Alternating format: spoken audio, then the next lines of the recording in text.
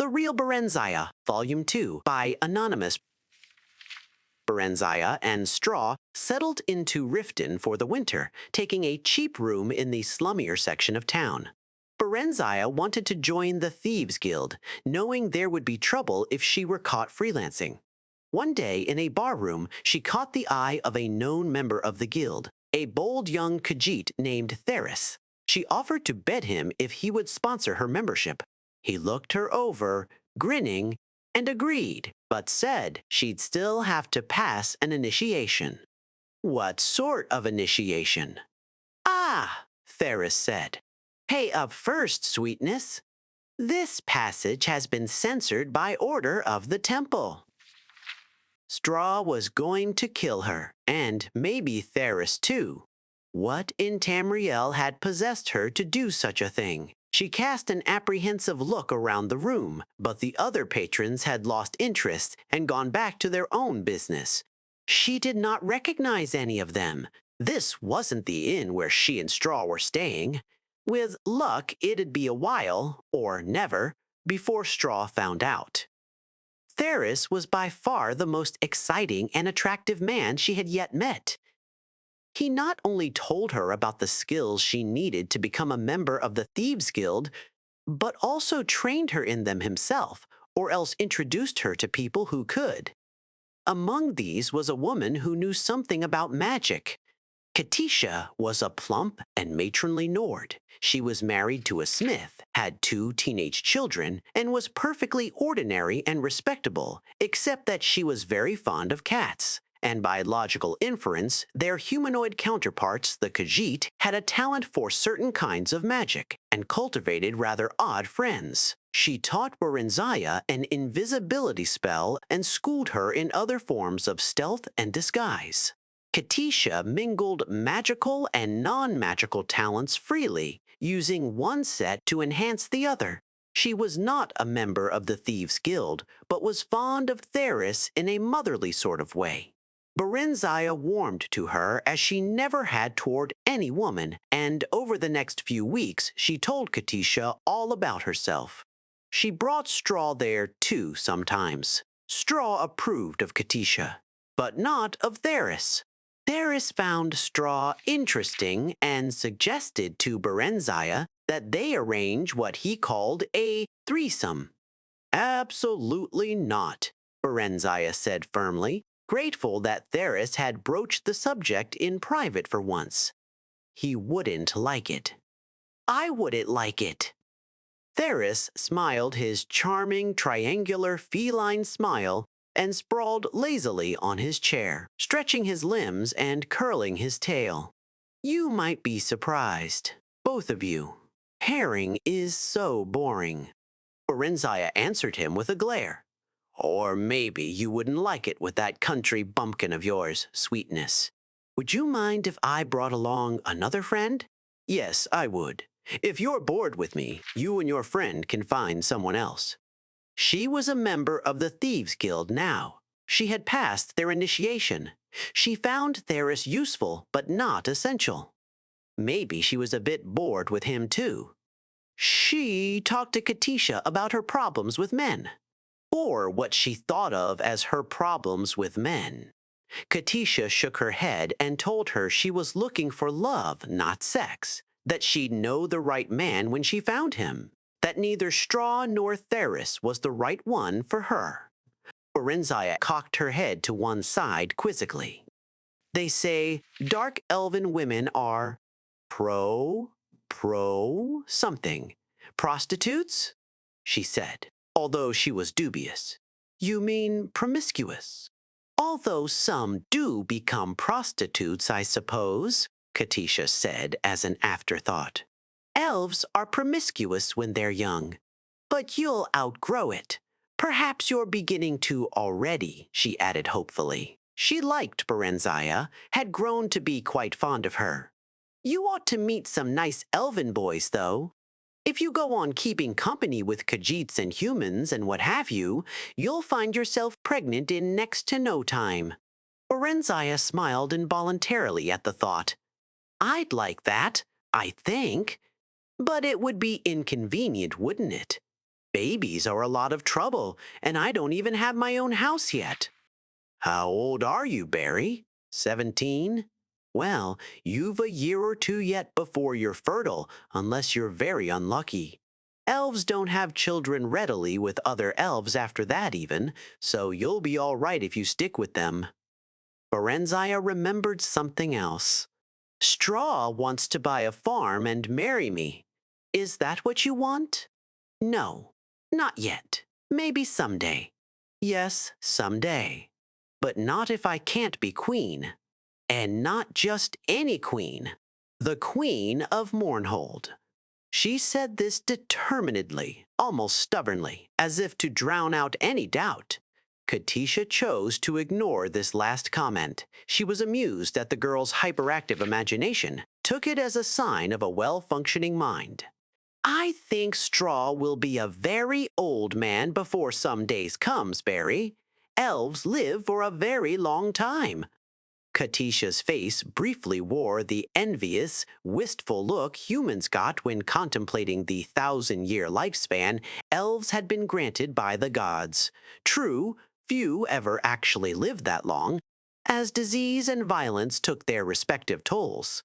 But they could, and one or two of them actually did. I like old men too, Barry said. Katisha laughed.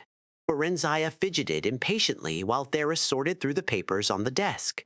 He was being meticulous and methodical, carefully replacing everything just as he'd found it. They'd broken into a nobleman's household, leaving Straw to hover outside as lookout. Theris had said it was a simple job, but very hush-hush. He hadn't even wanted to bring any other guild members along. He said he knew he could trust Barry and Straw, but no one else. Tell me what you're looking for, and I'll find it, Barry whispered urgently. Theris's night sight wasn't as good as hers, and he didn't want her to magic up even a small orb of light. She had never been in such a luxurious place. Not even the Darkmoor castle of Count Sven and Lady Inga, where she had spent her childhood, compared to it. She'd gazed around in wonder as they made their way through the ornately decorated and hugely echoing downstairs rooms. But Theris didn't seem interested in anything but the desk in the small book-lined study on the upper floor. "Psst," he hissed angrily. "Someone's coming," Barry said a moment before the door opened and two dark figures stepped into the room. Theris gave her a violent shove toward them and sprang to the window. Barenziah's muscles went rigid. She couldn't move or even speak. She watched helplessly as one of the figures, the smaller one, leaped after Theris. There were two quick, silent stabs of blue light. Then Theris folded over into a still heap. Outside the study, the house had come alive, with hastening footsteps and voices calling out in alarm, and the clank of armor hurriedly put on. The bigger man, a dark elf by the looks of him, half lifted, half dragged Theris to the door and thrust him into the waiting arms of another elf. A jerk of the first elf's head sent his smaller blue-robed companion after them. Then he sauntered over to inspect Barenziah, who was once again able to move, although her head throbbed maddeningly when she tried to. "Open your shirt, Barenziah," the elf said. Barenziah gawked at him and clutched it closed. "You're a girl, aren't you, Barry?" he said softly. "You should have stopped dressing as a boy months ago, you know. You were only drawing attention to yourself and calling yourself Barry. Is your friend Straw too stupid to remember anything else?" "It's a common elven name," Barenziah defended. The man shook his head sadly. "Not among dark elves it isn't, my dear. But you wouldn't know much about dark elves, would you? I regret that, but it couldn't be helped. No matter. I shall try to remedy it." "Who are you?" Barenziah demanded. "I. So much for fame," the man shrugged, smiling wryly. "I am Symmachus, Milady Barenziah, General Symmachus of his awesome and terrible majesty, Tiber Septim the First's imperial army." And I must say, it's a merry chase you've led me throughout Tamriel. Or this part of it anyway. Although I guessed, and guessed correctly, that you'd head for Morrowind eventually, you had a bit of luck. A body was found in Whiterun that was thought to be Straw's, so we stopped looking for the pair of you. That was careless of me, yet I'd not have thought you'd have stayed together this long. Where is he? Is he all right? She asked in genuine trepidation. Oh, he's fine. For now. In custody, of course. He turned away. You care for him, then? He said, and then suddenly stared at her with fierce curiosity, out of red eyes that seemed strange to her, except in her own seldom-seen reflection. He's my friend, Barenziah said. The words came out in a tone that sounded dull and hopeless to her own ears. Symmachus, a general in the Imperial Army, no less, said to have the friendship and ears of Tiber Septim himself. Aye. You seem to have several unsuitable friends, if you'll forgive my saying so, milady. Stop calling me that. She was irritated at the general's seeming sarcasm, but he only smiled. As they talked, the bustle and flurry in the house died away, although she could still hear people, presumably the residents, whispering together not far off. The tall elf perched himself on a corner of the desk. He seemed quite relaxed and prepared to stay a while. Then it occurred to her. Several unsuitable friends, had he said? This man knew all about her, or seemed to know enough anyway, which amounted to the same thing. What's going to happen to them? To me? As you know, this house belongs to the commander of the Imperial troops in this area, which means to say that it belongs to me. Barenziah gasped, and Symmachus looked up sharply. What? You didn't know? Tisk, tisk, why, you are rash, milady, even for 17. You must always know what it is you do or get yourself into. But the guild wouldn't have. Barenziah was trembling. The Thieves' Guild would never have attempted a mission that crossed imperial policy. No one dared oppose Tiber Septim, at least no one she knew of. Someone at the guild had bungled badly, and now she was going to pay for it. I dare say. It's unlikely that Theris had guild approval for this. In fact, I wonder. Symmachus examined the desk carefully, pulling out drawers. He selected one, placed it on top of the desk, and removed a false bottom. There was a folded sheet of parchment inside. It seemed to be a map of some sort. Barenziah edged closer. Symmachus held it away from her, laughing. Rash indeed. He glanced it over, then folded and replaced it. You advised me a moment ago to seek after knowledge. So I did. So I did. Suddenly, he seemed to be in high good humor. We must be going, my dear lady. He shepherded her to the door, down the stairs, and out into the night air. No one was about. Barenziah's eyes darted toward the shadows. She wondered if she could outrun him or elude him somehow. You're not thinking of attempting to escape, are you? Don't you want to hear first what my plans for you are? She thought that he sounded a bit hurt. Now that you mention it, yes. Perhaps you'd rather hear about your friends first. No, he looked gratified at this. It was evidently the answer he wanted, thought Barenziah, but it was also the truth. While she was concerned for her friends, especially Straw, she was far more concerned for herself. You will take your place as the rightful Queen of Mournhold. Symmachus explained that this had been his and Tiber Septim's plan for her all along. That Mournhold, which had been under military rule for the dozen or so years since she had been away, was gradually to be returned to civilian government, under the Empire's guidance, of course, and as part of the imperial province of Morrowind. But why was I sent to Darkmoor? Barenziah asked, hardly believing anything she had just been told. For safekeeping, naturally. Why did you run away? Barenziah shrugged. I saw no reason to stay. I should have been told. You would have been by now.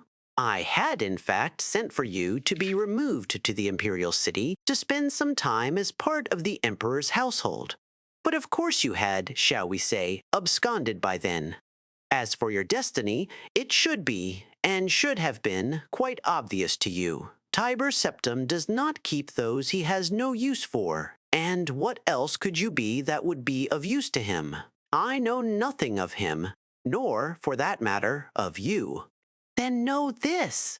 Tiber Septim rewards friends and foes alike according to their deserts. Barenziah chewed on that for a few moments. Straw has deserved well of me and has never done anyone any harm.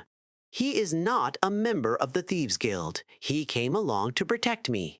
He earns our keep by running errands, and Symmachus waved her impatiently to silence.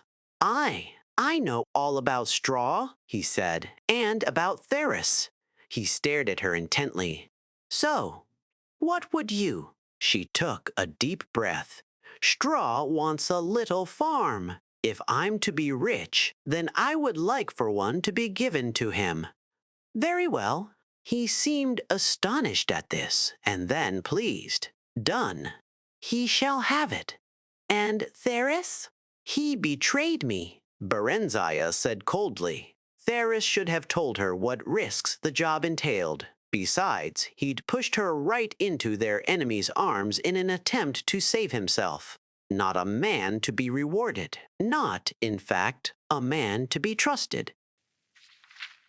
Yes. And? Well, he should be made to suffer for it, shouldn't he?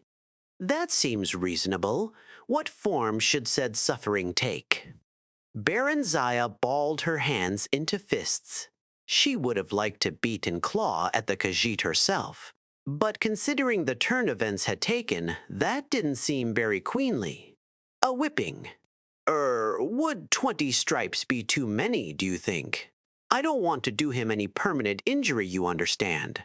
Just teach him a lesson. Of course. Symmachus grinned at this. Then his features suddenly set and became serious. It shall be done, your highness, milady Queen Barenziah of Mournhold. Then he bowed to her, a sweeping, courtly, ridiculously wonderful bow. Barenziah's heart leapt. She spent 2 days at Symmachus's apartment, during which she was kept very busy. There was a dark elven woman named Dreliane who saw to her needs, although she did not exactly seem a servant since she took her meals with them. Nor did she seem to be Symmachus's wife or lover. Dreliane looked amused when Barenziah asked her about it. She simply said she was in the general's employ and did whatever was asked of her. With Dreliane's assistance, several fine gowns and pairs of shoes were ordered for her, plus a riding habit and boots, along with other small necessities. Barenziah was given a room to herself. Symmachus was out a great deal. She saw him at most mealtimes, but he said little about himself or what he had been doing. He was cordial and polite, quite willing to converse on most subjects, and seemed interested in anything she had to say. Dreliane was much the same. Barenziah found them pleasant enough, but hard to get to know, as Katisha would have put it. She felt an odd twinge of disappointment. These were the first dark elves with whom she'd associated closely. She had expected to feel comfortable with them, to feel at last that she belonged somewhere, with somebody, as part of something. Instead, she found herself yearning for her Nordic friends, Katisha and Straw. When Symmachus told her they were to set out for the imperial city on the morrow, she asked if she could say goodbye to them. Katisha? He asked. Aye. But then I suppose I owe her something. It was who led me to you by telling me of a lonely dark elven girl named Barry who needed elven friends, and who sometimes dressed as a boy. She has no association with the Thieves Guild, apparently. And no one associated with the Thieves Guild seems to know your true identity, save Theris. That is well. I prefer that your former guild membership not be made public knowledge. Please speak of it to no one, Your Highness. Such a past does not become an imperial queen. No one knows but Straw and Theris, and they won't tell anyone. No, he smiled a curious little smile. No, they won't. He didn't know that Katisha knew then. But still, there was something about the way he said it. Straw came to their apartment on the morning of their departure. They were left alone in the salon, although Barenziah knew that other elves were within earshot. He looked drawn and pale. They hugged one another silently for a few minutes. Straw's shoulders were shaking and tears were rolling down his cheeks, but he said nothing. Barenziah tried a smile. So we both get what we want, eh? I'm to be Queen of Mournhold, and you'll be lord of your own farmstead. She took his hand, smiled at him warmly, genuinely. I'll write you, Straw. I promise.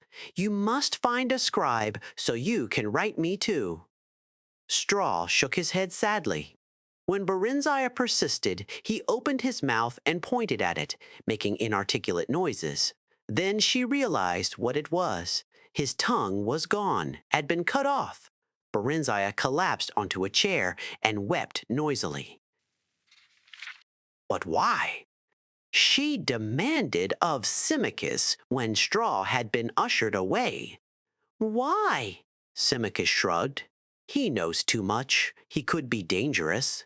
At least he's alive, and he won't need his tongue to raise pigs or whatever.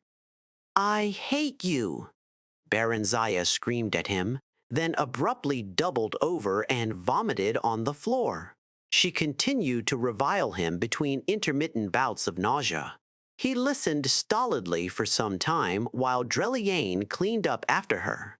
Finally, he told her to cease, or he would gag her for her journey to the Emperor. They stopped at Katisha's house on their way out of the city. Symmachus and Dreliane didn't dismount. All seemed normal. But Barenziah was frightened as she knocked on the door. Katisha answered the knock. Barenziah thanked the gods silently that at least she was all right. But she'd also obviously been weeping. In any case, she embraced Barenziah warmly. Why are you crying? Barenziah asked. For Theris, of course. You haven't heard? Oh dear. Poor Theris. He's dead. Barenziah felt icy fingers creeping round her heart. He was caught stealing from the commandant's house. Poor fellow, but that was so foolish of him. Oh, Barry, he was drawn and quartered this very dawn by the commandant's order. She started to sob. I went. He asked for me. It was terrible. He suffered so before he died. I'll never forget it. I looked for you in Straw, but no one knew where you'd both gone to. She glanced behind Barenziah. That's the commandant, isn't it, Symmachus? Then Katisha did a strange thing. She stopped crying and grinned. You know, the moment I saw him, I thought, this is the one for Barenziah. Katisha took a fold of her apron and wiped it across her eyes. I told him about you, you know. Yes, Barenziah said. I know. She took Katisha's hands in each of hers and looked at her earnestly. Katisha, I love you. I'm going to miss you, but please don't ever tell anyone else anything about me. Ever. Swear you won't. Especially not to Symmachus. And look after Straw for me. Promise me that.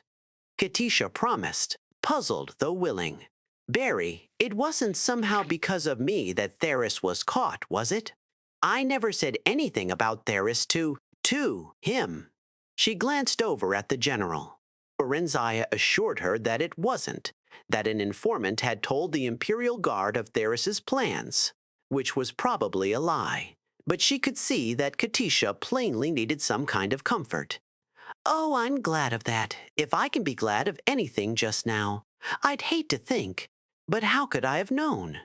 She leaned over and whispered in Barenziah's ear. "Symmachus is very handsome, don't you think? And so charming." "I wouldn't know about that," Barenziah said dryly. "I haven't really thought about it. There've been other things to think about."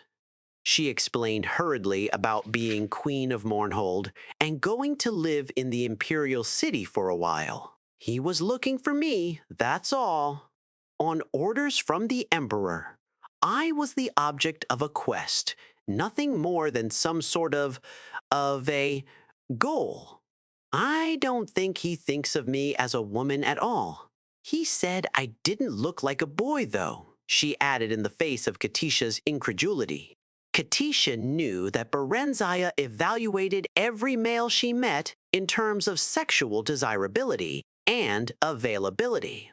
"I suppose it's the shock of finding out that I really am a queen," she added. And Katisha agreed that yes, that's true. That must have been something of a shock, although one there was no likelihood of her experiencing firsthand. She smiled. Barenziah smiled with her. Then they hugged again, tearfully, for the last time. She never saw Katisha again. 4. Straw. The royal party left Riften by the great southern gate. Once through, Symmachus tapped her shoulder and pointed back at the portals. "I thought you might want to say goodbye to Theris too, Your Highness," he said. Barenziah stared briefly but steadily at the head impaled on a spike above the gate. The birds had been at it, but the face was still recognizable. "I don't think he'll hear me, although I'm quite sure he'll be pleased to know I'm fine," she said, seeming to sound light. "Let's be on our way, General, shall we?" Symmachus was clearly disappointed by her lack of reaction. "I? You heard of this from your friend Katisha, I suppose? You suppose correctly. She attended the execution," Barenziah said casually. If he didn't know already, he'd find out soon enough. She was sure of that. "Did she know Theris belonged to the guild?" She shrugged. "Everyone knew that. It's only lower-ranking members like me who are supposed to keep their membership secret. The ones higher up are well known." She turned to smile archly at him. "But you must know all that, shouldn't you, General?" she said sweetly. He seemed unaffected by this. "So you told her who you were and whence you came, but not about the guild." "The guild membership was not my secret to tell. The other was." "There's a difference. Besides, Katisha is a very honest woman. Had I told her, it would have lessened me in her eyes. She was always after Terrace to take up a more honest line of work. I value her good opinion." She afforded him a glacial stare. "Not that it's any concern of yours, but do you know what else she thought? She also thought I'd be happier if I settled down with just one man, one of my own race. One of my own race with all the right qualities. One of my own race with all the right qualities. Who knows to say all the right things? You, in fact." She grabbed the reins preparatory to assuming a brisker pace, but not without sinking one final irresistible barb.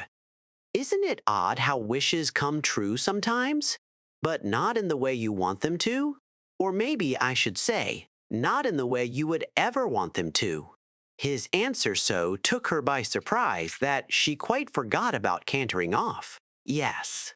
"Very odd," he replied, and his tone matched his words exactly. Then he excused himself and fell behind.